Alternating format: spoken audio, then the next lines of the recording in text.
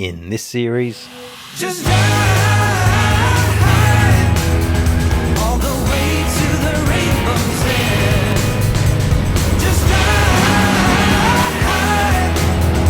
and we'll never turn our backs again. Quoi, anglais?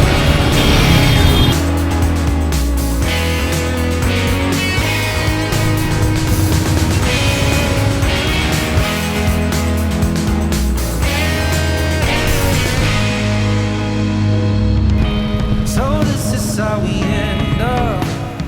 The game is up to play. Every day remains the same now. One decision we obey. I just wanna climb on top of a hill and throw it all away. Away. Take me far away before my mind spins off and I am all derailed. Derailed. Just ride all the way to the rainbow's end. Just ride, and we'll never turn our backs again.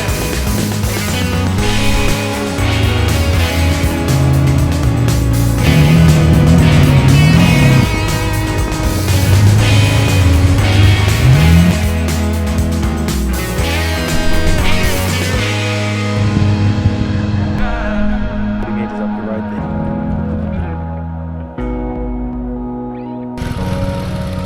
Just ride.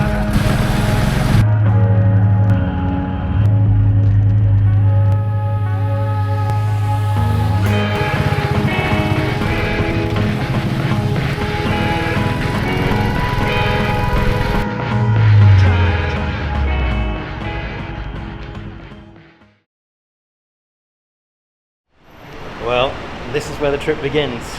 Well, actually, it was in Australia. Flew overnight into Singapore about 2 a.m. and flew from there into Delhi. Got here about 7 a.m. Then it was a bit of a hike, and I've ended up at a Royal Enfield dealer as I've reached out to Royal Enfield again, and they kindly are lending me a bike. I'm still waiting to see which one.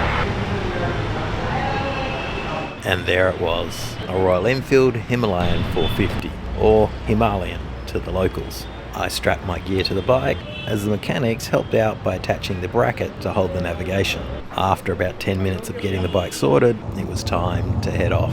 With the quick instructions on how to fire it up and a thumbs up from the guys, I was off. Straight into the rain and the fun of Delhi traffic.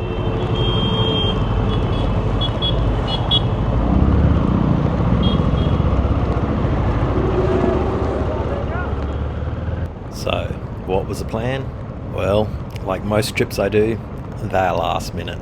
I booked the plane ticket 3 days before leaving, and well, had no plan much beyond getting here and picking up the bike.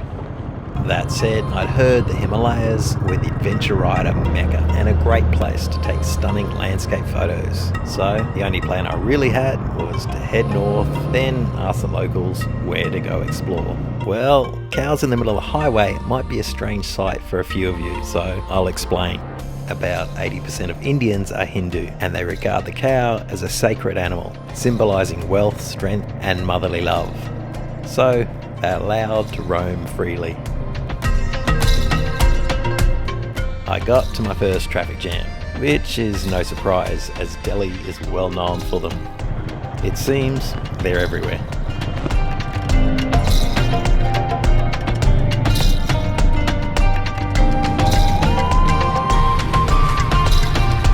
I took a side road to see if I could get around a bit of the traffic jam.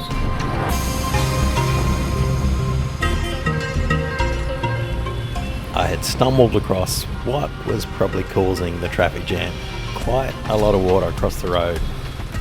I was expecting to come across the first water crossing in the mountains, not actually in Delhi.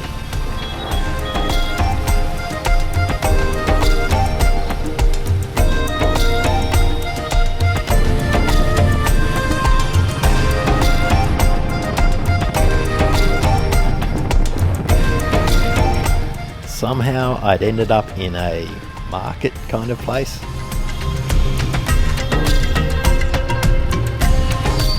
And then I'd got myself caught amongst a gang of cyclists.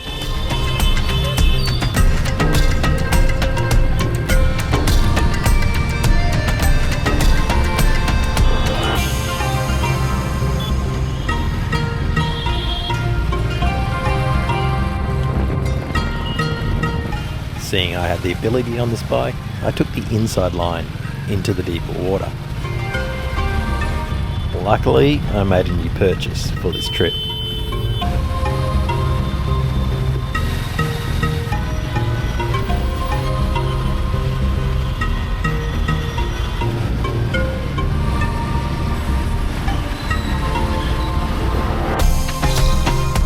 With all the journeys I go on, the first part is just getting to the good bits, and this was no exception. I was heading for the foothills of the Himalayas, with the first main area I wanted to check out being Manali. But first, I would have to ride a bit over 500 kilometres to get there. That doesn't sound too far if you are on Australian roads, but here they measure travel by time and not distance, as it can get very windy, hilly, and the roads can get very rough. So what might take a day back home can take 2 days here. I did ask about the tolls on the highways before leaving the Royal Enfield showroom, and they said no tolls for motorbikes, it's free. So it's a matter of following the other bikes to see where they go. There's a slip lane off to the left hand side.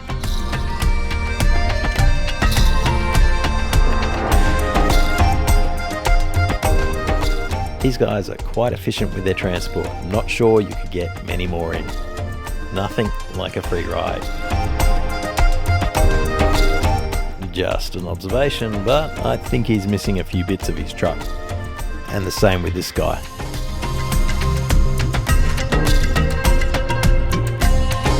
Umbrellas, anyone?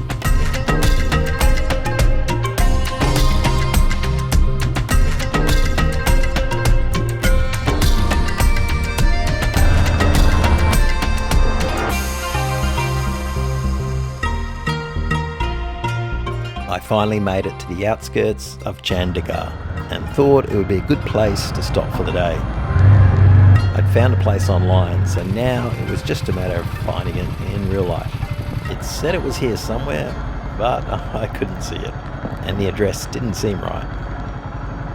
But finally, I saw the name of the hotel on one of the buildings down a side road. Well, that was an interesting way to start the trip, straight into the rain. Probably as many border crossings in Delhi as there were in New Zealand. And there was a lot of cows too in both.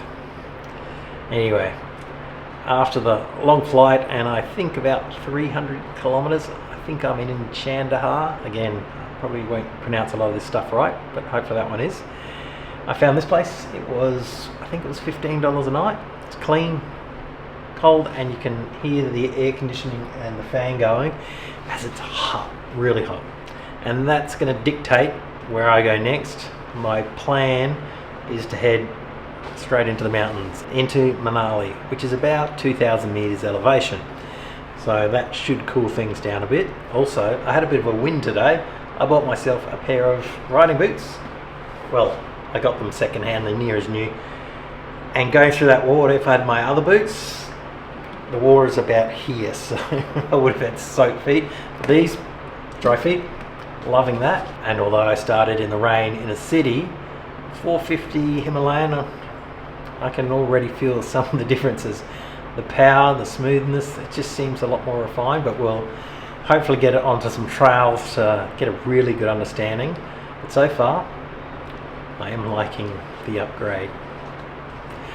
So tomorrow, up to Manali, and I have no idea after that. So we'll work out from then. Probably start earlier, try and ride when it's a bit cooler, and hopefully by the middle of the day, hopefully it's high elevation will also cool it down. It doesn't need to be much. I think it's around 33 to 35 degrees at the moment, and the low's around 27, so drop that down about 5 degrees and life would be good.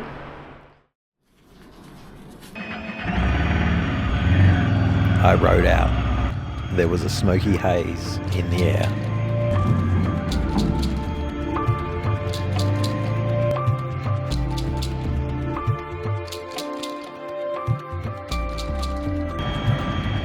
To me, that looked like a red light. Wow.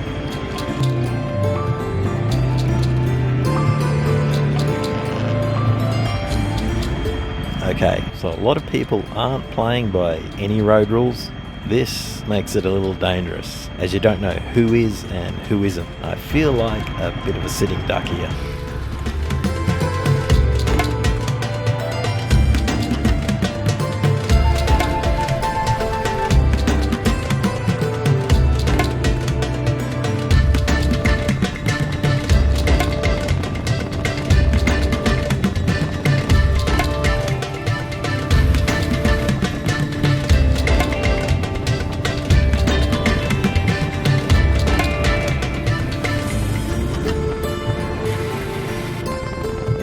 Always a little nerve-wracking when you have a truck coming head-on into your lanes.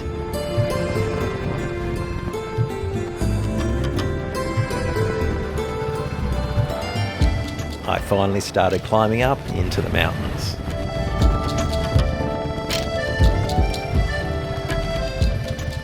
No idea what the stop was for, but no issues.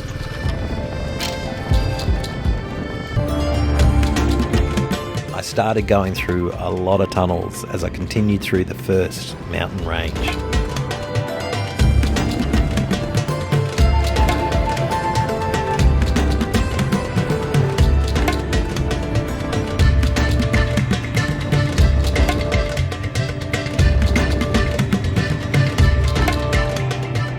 That's one way to get a clear shot.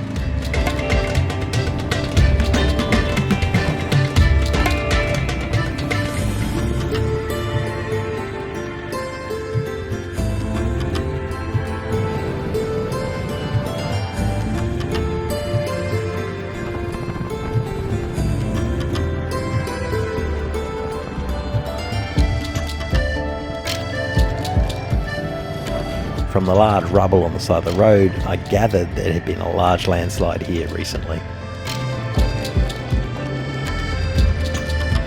I was getting hungry and this spot looked as good as any, so I turned around. Let's see what I can find to eat.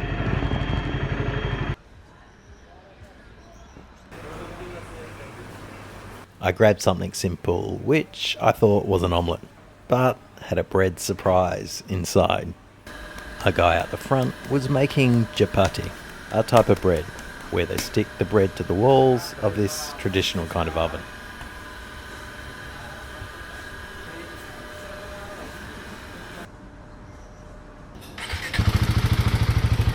Bye guys.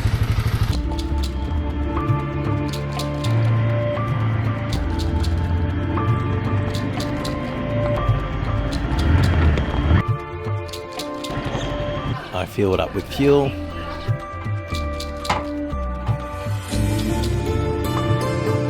Passed over the top of the dam, which was pumping out some water. Climbed a bit more. It looked like they were in the process of making even more tunnels.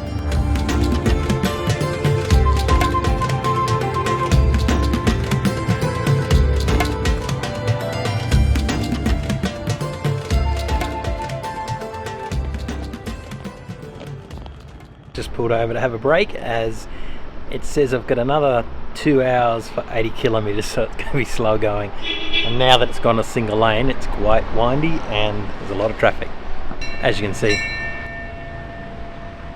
Had a feed, and what I thought was an omelette was actually bread inside the omelette instead of, I guess in Australia you'd have the omelette on the bread. Anyway, tasted good. So it has cooled down again as I got beside this river here, which is good. So I'm hoping a degree every few hundred metres would be great. And it is a stunning little gorge. They love a horn in India. I think I'm about to get raided by monkeys, so I'm going to bail just in case. Oh no, they're just crossing the road.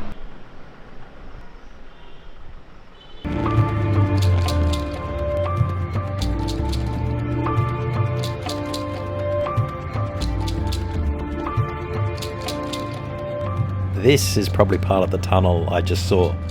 It seemed like they were trying to straight line the highway.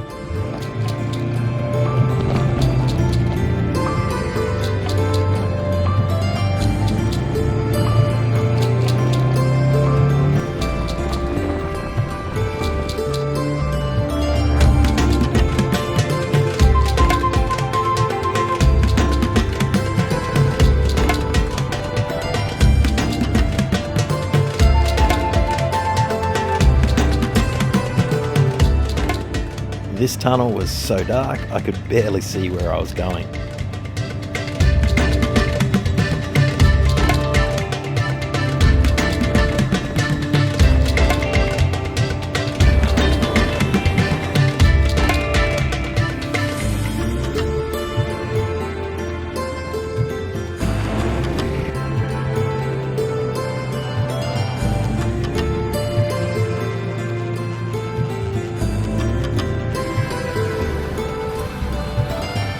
I made the turn off to the town of Manali. It was super hectic, so I went a little further to find somewhere to stay. It looks like they're building a retaining wall a little further out, as it looks like they've recently lost some of their road.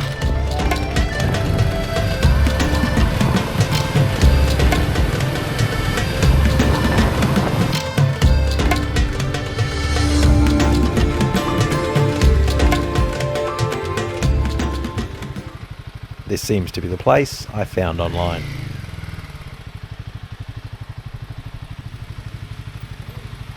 I did find a place, a little out of town, which is good because it was very busy in there. This one I did splurge a bit. It was sort of a half price sale.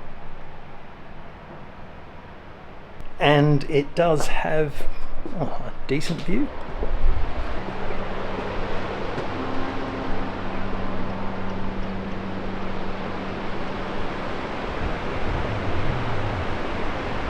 So I'd say that's not bad value for 26 Australian dollars. It's got an apple orchard down below. In saying that, there were actually a lot of other cheap places in town, around $8 to $10, and on the other side of the hill here there were a couple at $13 and $18. So I gather the whole place is a decent thing for the price you pay. I might actually go in town and have a look, get some food, and then work out what I'm going to do tomorrow. I have no idea yet. But looking here, hopefully there might be a decent sunset if the cloud lifts a little. But yeah, these valley views are pretty nice. It's just after lunch, maybe 2 o'clock, 3 o'clock, so once the harsh light goes, I might be able to even get a photo from here. I got back onto the bike and found a small back road that made its way to the main town centre of Manali.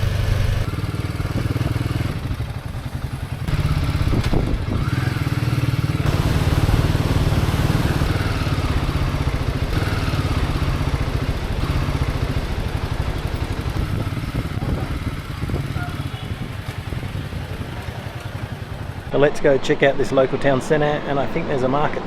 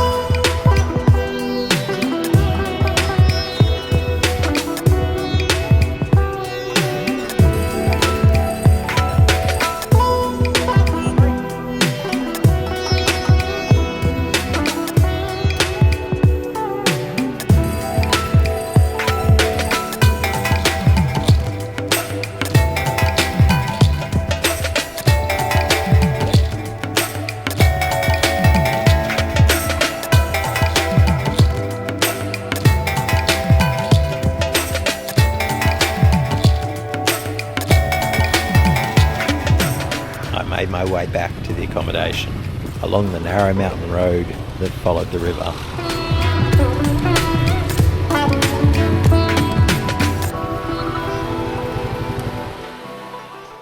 Well, the clouds rolled in, so I don't think there's any more photos for today.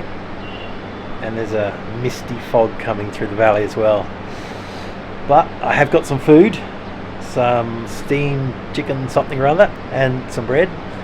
While I was down ordering some food, I asked the guys who run the hotel if they knew of anywhere that might be fun to ride. A little bit of off-road and some river crossings, not too deep. And they said it's a place called Killer Valley, I think it's that, and basically north and then head west. And then I guess I'll keep going, otherwise I'd have to backtrack to then get to Leh, which is the sort of main goal I want to base at for a couple of days and have a look around there.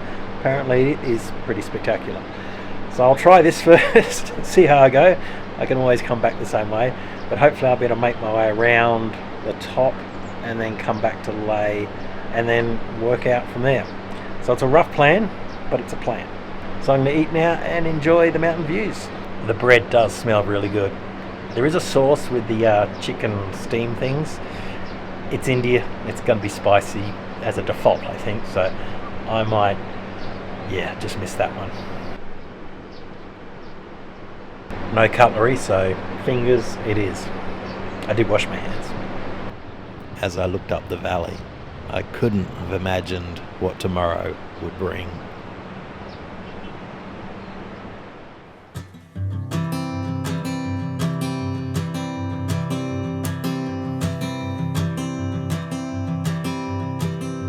In the next episode, I ride through a forest along a quite precarious mountain track with its own water crossings. And watch a landslide in progress.